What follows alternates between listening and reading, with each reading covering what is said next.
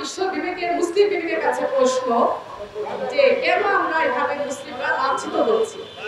আমরা জানি পৃথিবীতে 200 কোটি মুসলিম, ইহুদি রয়েছে মাত্র 1,57,00,000। আমরা কেন মুসলিম বিশ্ব চুপ করে আছে, থমকে আছে? এর কারণ হচ্ছে আমাদের ইমানি চেতনা মরে গিয়েছে। আমরা কোরআন সুন্নাহ থেকে দূরে সরে গিয়েছি। আপনারা জানেন, সম্মানিত দেশবাসী, সাংবাদিক বন্ধুগণ, যে পবিত্র কোরআনের মহান রাব্বুল আলামিন ঘোষণা দিয়েছে সূরা ফুরকানের 55 নম্বর আয়াতে, যে আল্লাহ রাসূলকে বলেছেন, হে রাসূল, আপনি কোরআনের মাধ্যমে জিহাদ করুন, এবং সর্বোত্তম জিহাদ।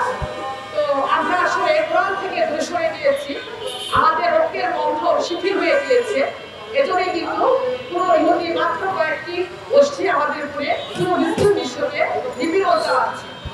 এজন্য আসুন দেশবাসী, সাংবাদিক বন্ধুগণ, আপনাদের মাধ্যমে জানাতে চাই, আমাদের ইমানকে আমরা জাগিয়ে তুলি।